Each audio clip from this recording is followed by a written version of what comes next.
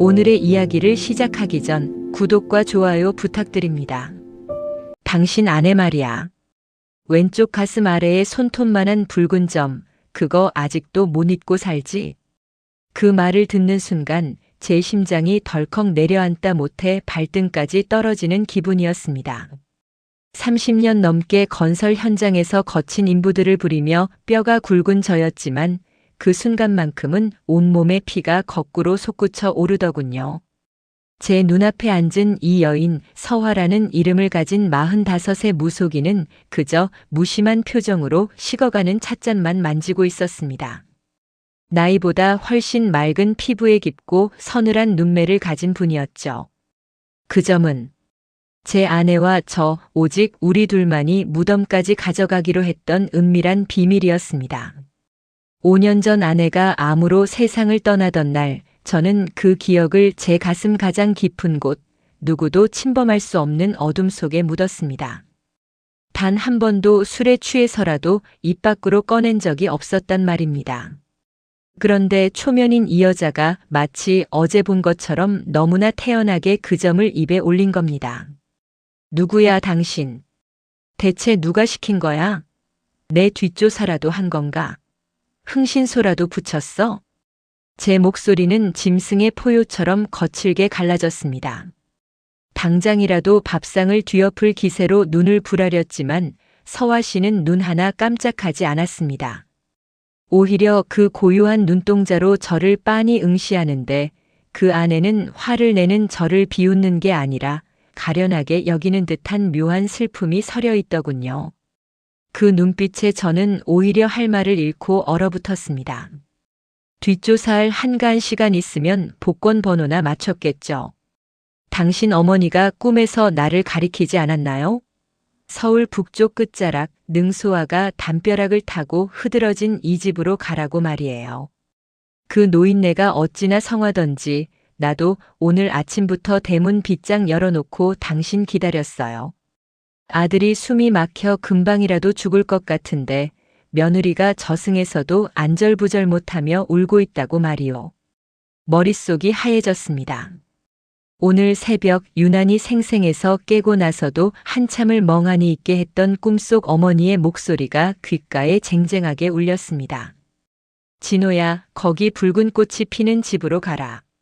내 숨구멍이 거기 숨겨져 있다. 평소 미신이라면 질색을 하던 저였습니다. 대학에서 공학을 전공하고 평생을 수치와 도면 단단한 콘크리트의 강도만 믿고 살아온 제가 홀린 듯 이 낡고 음침한 골목길을 찾아 들어온 것 자체가 이미 제 이성을 뛰어넘은 일이었던 거죠. 5년이나 멈춰 있었으면 이제 태엽 좀 감아줘요. 당신 지금 살아있는 게 아니잖아. 그냥 60만 남아서 안 죽고 버티는 거지. 그게 아내를 위한 거라고 착각하지 말아요. 당신이 죽어갈수록 저 세상에 있는 사람 마음은 갈기갈기 찢어지니까. 그 말은 예리한 칼날이 되어 제 가슴 정중앙을 파고들었습니다. 아내가 떠난 뒤 제 삶은 정말로 정지 화면 그 자체였습니다. 거실 벽에 걸린 시계는 아내가 마지막 숨을 몰아쉬던 새벽 4시 12분에 멈춘 채 건전지를 갈아 끼우지 않았고 냉장고 구석에는 아내가 마지막으로 묻혀놓았던 나물 반찬통이 곰팡이가 핀 채 5년째 그대로 놓여 있었습니다.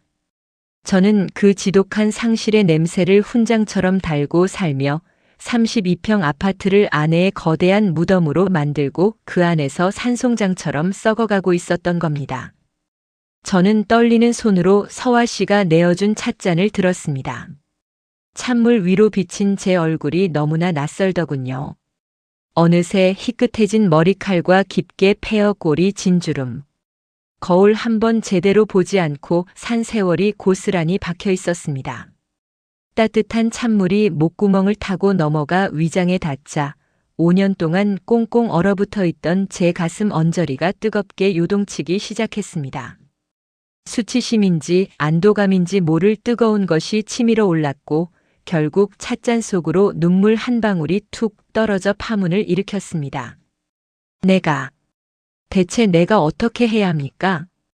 이제 와서 뭘 어쩌란 말입니까? 제 비굴한 물음에 서화 씨는 조용히 자리에서 일어나 신당 한 구석, 달빛이 비치는 자리에 놓인 하얀 난초 화분을 가리켰습니다. 정성을 들이세요. 내가 모시는 신령님께 바치는 거창한 거 말고 당신 자신한테 정성을 좀 들이라고요. 앞으로 매주 화요일 이 시간에 오세요. 내가 당신의 그 고장난 시계 조금씩 움직여 줄 테니까. 이건 아내가 당신에게 보낸 마지막 초대장이라 생각하고. 저는 그날 이후 태어나서 단 한 번도 믿어본 적 없던 운명이라는 단어를 가슴에 새기기 시작했습니다. 그것은 현장의 어떤 단단한 철근보다 더 묵직하게 제 영혼을 지탱해주기 시작했습니다. 이제 화요일은 제 일주일 중 가장 신성하고도 기다려지는 시간이 되었습니다. 월요일 밤이면 미리 옷장에서 가장 깨끗한 셔츠를 꺼내 다려놓고 현장의 흙먼지가 밴 작업화 대신 아껴두었던 구두를 닦았습니다. 서화 씨의 신당으로 향하는 길, 저는 시장에 들러 싱싱한 과일 박스를 사거나 그녀가 좋아할 법한 수수한 안개꽃 혹은 이름 모를 들꽃 다발을 샀습니다. 이런 거 사오지 말라니까요. 여긴 꽃집이 아니라 신당이에요.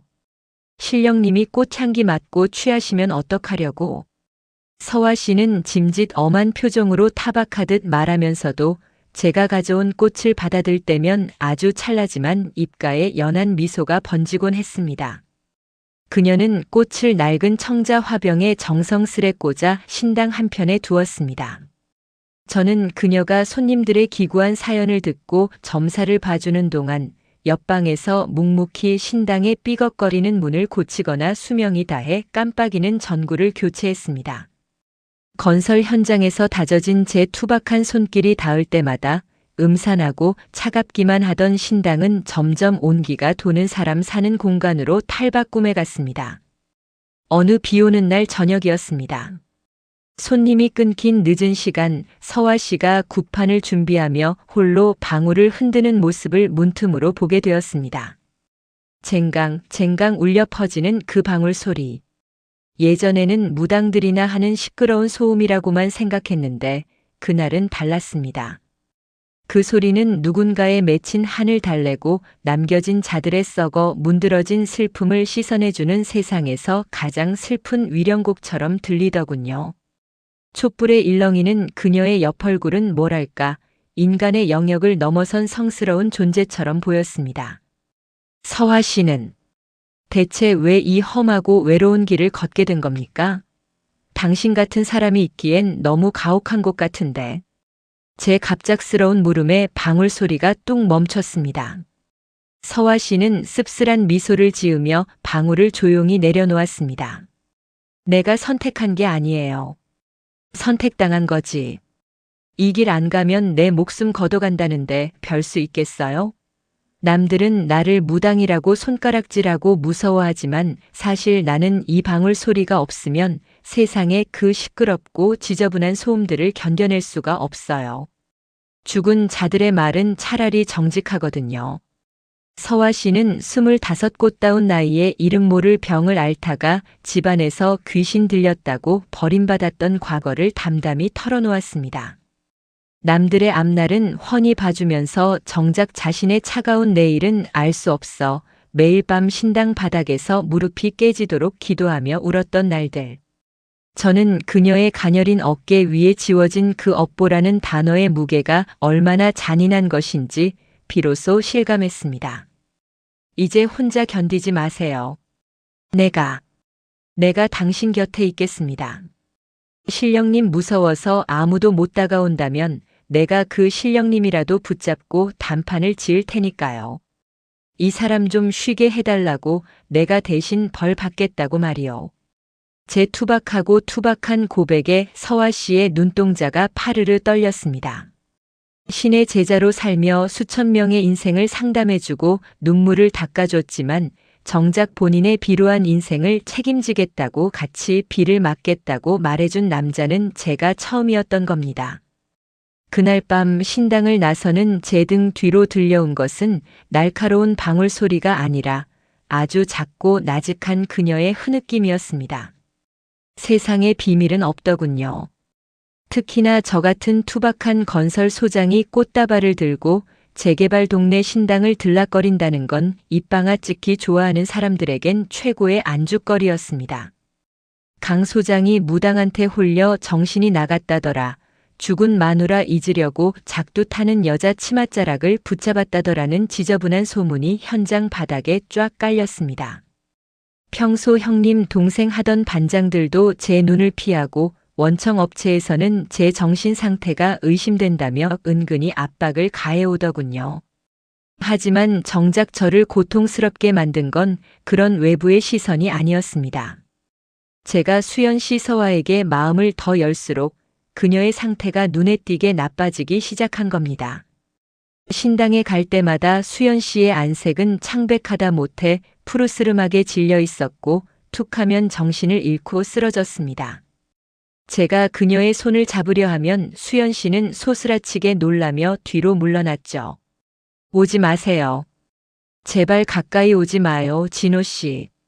신령님이 노하셨어요. 내 몸은 이미 사람이 아니라 신의 것인데 당신이 자꾸 사람의 온기를 불어넣으니까 신령님이 제 몸을 치고 있어요. 수연 씨의 목소리는 갈라져 있었습니다. 그녀는 밤마다 환청에 시달리고 이유 없는 고열로 펄펄 끓었습니다.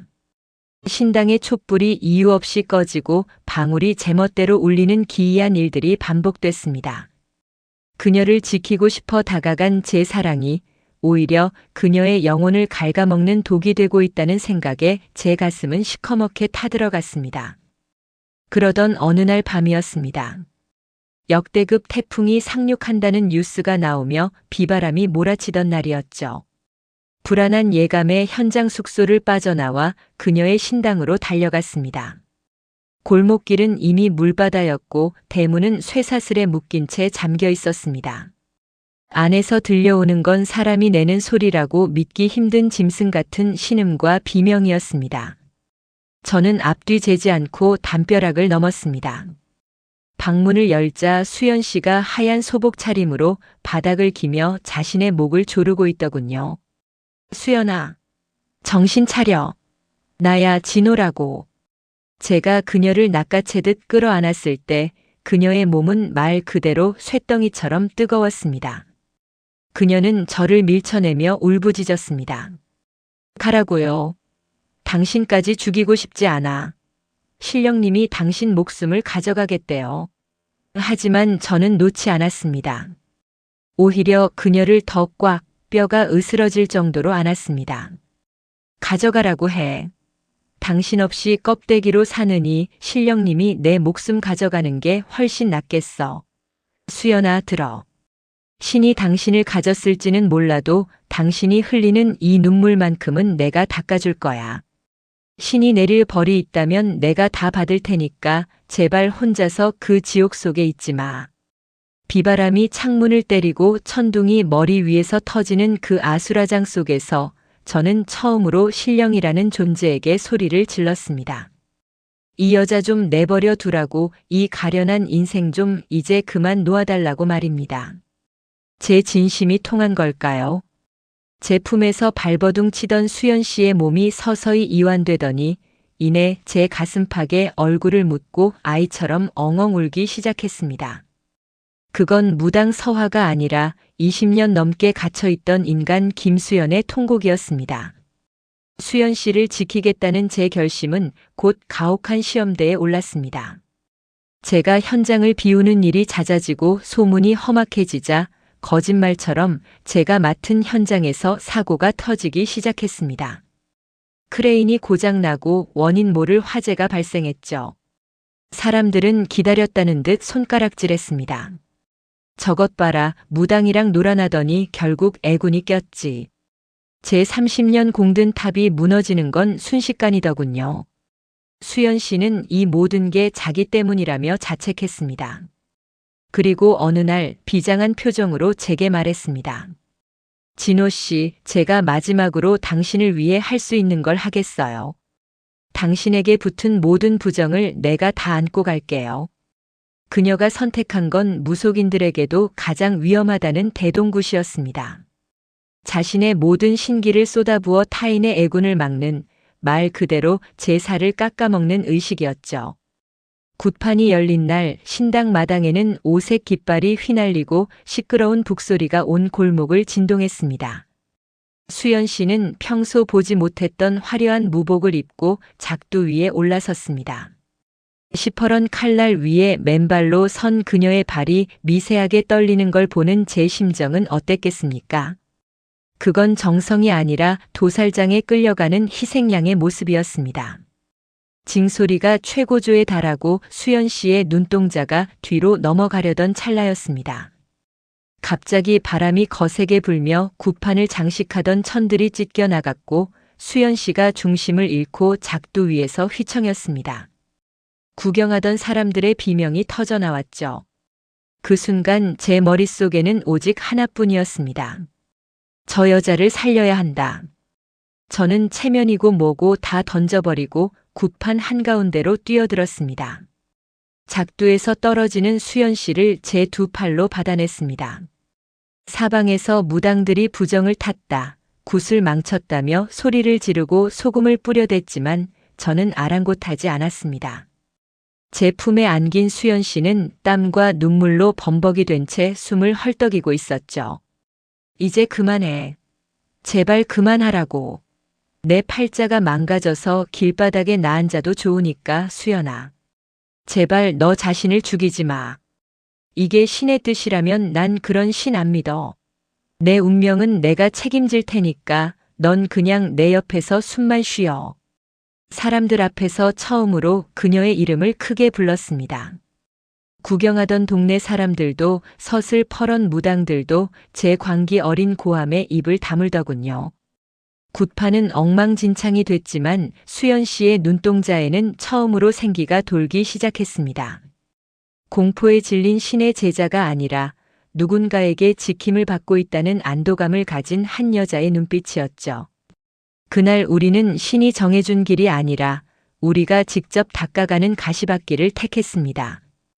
그날 수연 씨는 평생 입어온 하얀 소복을 벗었습니다. 제가 선물한 하늘하늘한 꽃무늬 원피스를 입고 화장실 문을 열고 나오던 그 순간을 저는 죽을 때까지 잊지 못할 겁니다. 늘 신당의 매캐한 향냄새에 절어있던 그녀에게서 처음으로 은은한 비누 향과 여자 냄새가 났거든요.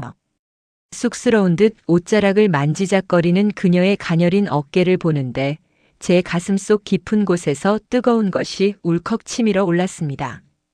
50이 넘은 나이에 마치 첫사랑을 만난 소년처럼 가슴이 터질 듯이 뛰더군요. 저희는 남들의 눈을 피해 강원도의 한적한 바닷가 마을로 향했습니다. 파도가 발치까지 밀려오는 작은 민박집. 방 안에는 낡은 텔레비전 소리 대신 창문을 때리는 파도 소리만이 가득했습니다. 저녁 식사를 마치고 마주 앉은 술자리 수연 씨의 뺨은 술 기운인지 부끄러움인지 모를 붉은 빛으로 물들어 있었습니다. 진호 씨, 저 무서워요.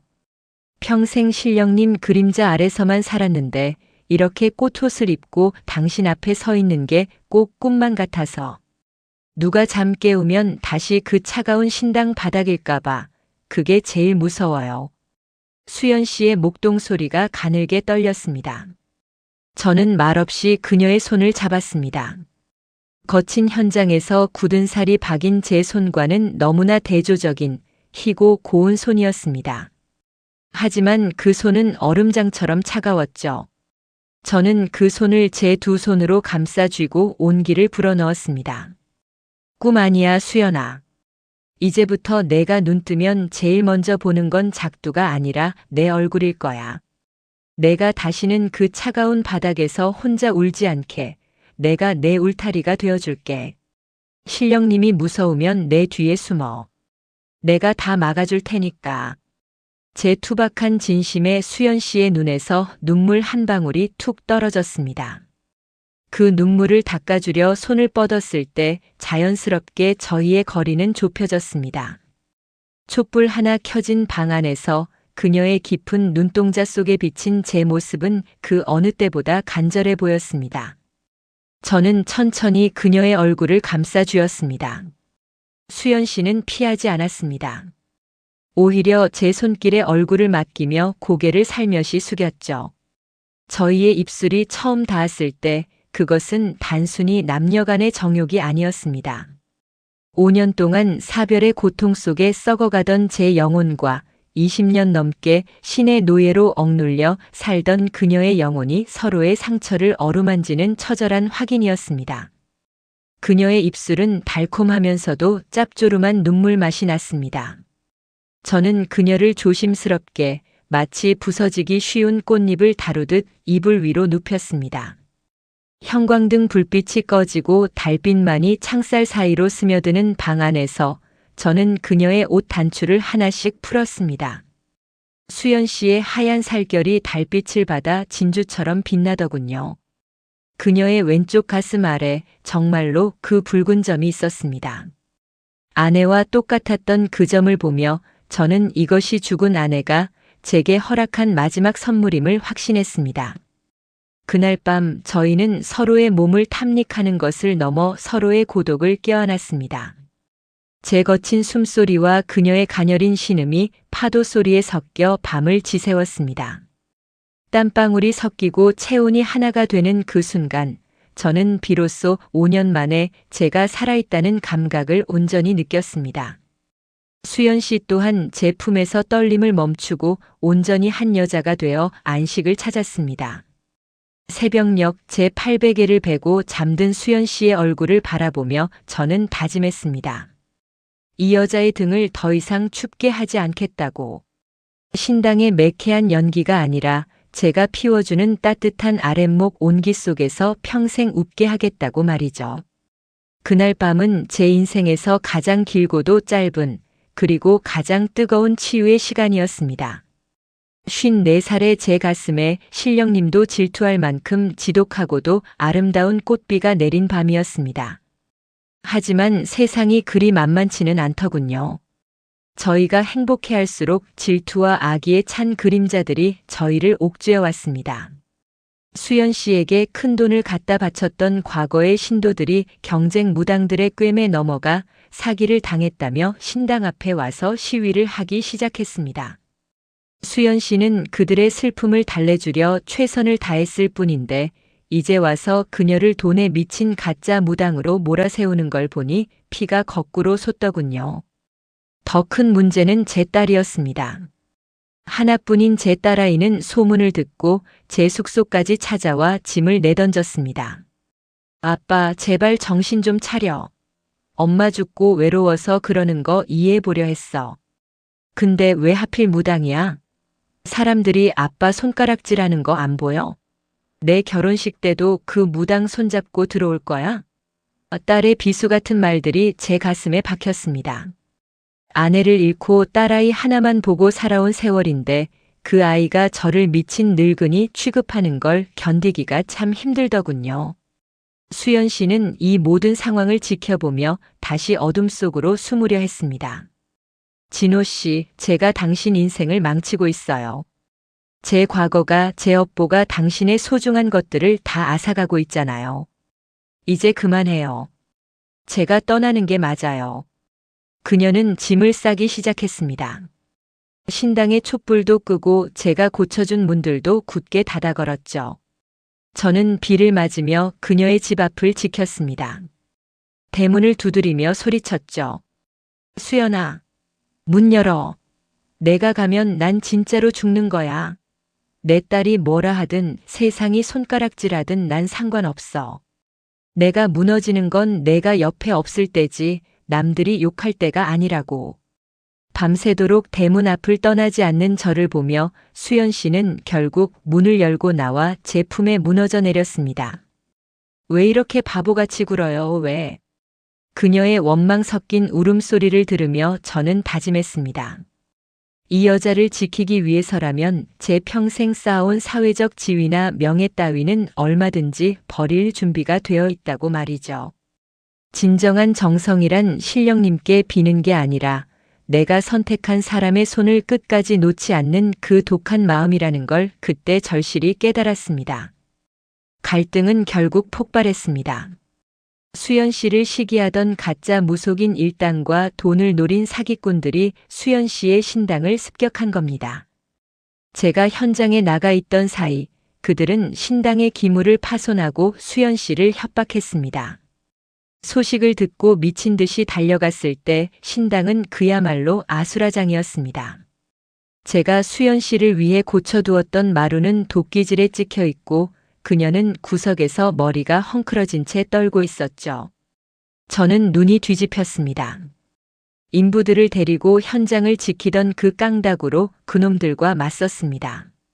몽둥이를 휘두르는 놈들을 맨몸으로 막아내다 어깨뼈가 으스러지고 머리가 터졌지만 수연 씨가 다치는 꼴은 죽어도 볼 수 없었습니다. 결국 경찰이 들이닥치고 일당들이 연행되면서 상황은 일단락됐지만 저는 병원에 실려가야 했습니다. 그런데 이 사고가 뜻밖의 반전을 가져왔습니다. 경찰 조사 과정에서 수연 씨가 그동안 점사비로 받은 돈의 80% 이상을 이름도 없이 보육원과 독거노인들에게 기부해왔다는 장부가 발견된 겁니다. 그녀는 신의 제자로 살며 받은 돈은 자신의 것이 아니라고 생각했던 거죠. 게다가 제 딸이 병실에 찾아왔을 때 수연 씨가 밤마다 제 건강과 딸의 행복을 빌며 써내려간 기도 노트가 발견됐습니다. 딸아이는 병실 밖에서 그 노트를 읽으며 한참을 울더군요. 아빠, 내가 틀렸어. 그 아줌마 정말 아빠를 진심으로 사랑하고 있었어. 엄마만큼이나 아빠를 아끼는 사람이었어. 딸이 제 손을 잡고 수연 씨를 인정해주던 그 순간 제 어깨의 통증은 씻은 듯이 사라졌습니다. 수연 씨는 제 병실을 지키며 지극정성으로 저를 간호했습니다. 신당은 비록 폐허가 됐지만 그 잔해 위에서 저희를 향한 가족의 신뢰와 사랑이 다시 세워졌습니다. 이제 더 이상 저희 사이엔 무속인이라는 벽도 사회적 시선이라는 장벽도 없었습니다. 오직 서로를 위해 목숨을 걸었던 두 남녀의 진심만이 남았을 뿐이었죠.